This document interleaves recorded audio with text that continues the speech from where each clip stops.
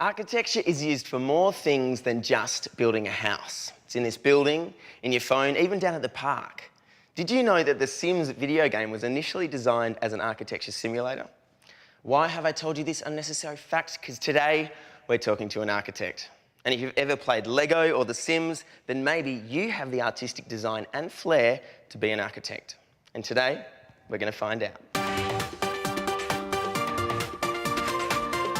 Today, we've come to the University of Western Australia to talk to Sophie Giles, an architecture lecturer, to get the lowdown on what it's like to be an architect.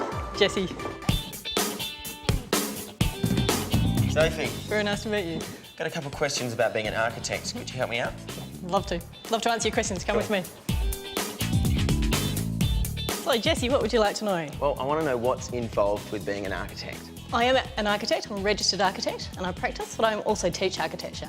I'm Associate Dean in the Faculty of Architecture, Landscape and Visual Arts at UWA. So I have a number of roles in that, but I'm not a typical architect.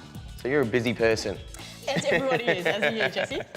So could you take me through a typical day for you and also what it would be like for an architect? For me, a normal day would be teaching students. A typical architect who doesn't teach would be involved in probably a number of scales of project. So small-scaled projects, possibly drawing and designing details, working on site, fielding calls from contractors on site, working in large teams, large projects either locally or around the world. So it's not just sitting down and designing a house, there's a lot more involved.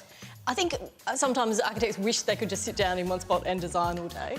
So architects are generally covering a whole lot of different scales of project at the same time, but sitting down to draw would be a luxury. Is that why you became an architect? I particularly was engaged by the sort of sense of being able to make spaces that people could kind of be in, hang out in.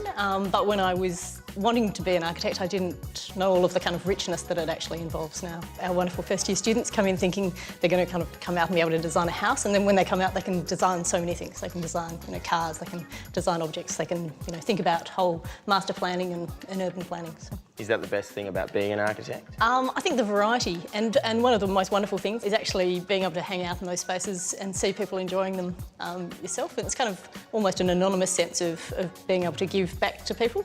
You've done your building, you've done all the design, you've done the fun part, but what's the hardest thing about being an architect? I think the hardest part is reconciling your client's expectations and also your own expectations about time and budget, trying to produce a really kind of quality piece of work for yourself but also for your clients. I mean, is there much work out there for architects at the moment? I think it's a really varying wave, and particularly in this boom state, it seems really connected to the amount of money that the state has. Here, there's less work currently for architects in kind of European nations at the moment, but there's always work in the realm of design. And so if someone wanted to become an architect, what's one piece of advice you would give? I think it's really about kind of immersing themselves within the kind of realm of design, and it's not just the design of buildings, but very much the design of kind of environments and furniture, clothes, products. Yeah, just immersing oneself within that realm. Awesome. Well, why don't we immerse ourselves in the edge now? You ready? Wonderful, Jessie. Okay. First question. What characteristics does someone need to be an architect? I think very much the creativity and also the kind of science base, the ability to hold a number of different aspects in their head at once, whether they're pragmatic and creative aspects, being able to sort of deal with those at the same time. And if you could end up where you are today, but do one thing differently, what would that be? Probably, spent more time communicating with clients throughout the building process. And from school to today, what are the steps do you need to take to become an architect? You need to go to a university which teaches architecture, and you need to do a 3-year undergraduate degree. Then you move into your Master of Architecture. Then you work in an office for a number of years. Then you've built up enough experience and scale of contracts to then take your architecture accreditation exams, which are actually very difficult exams. But once passing that, then you become a registered architect. So there's a bit of work involved. It comes in sort of small sections. Well, thanks so much for talking to us today. I've learnt a lot, but I kind of want to put a moat around my house. Do I talk to you about that? We'd like to talk to you about moats. We'd also refer you to the local council in regard to that water safety. Okay, yeah. sure. Okay. So if you like building Lego or playing The Sims as a kid, then maybe you've got the mix of design and creativity needed to be an architect. For more info, head to studentedge.com.au.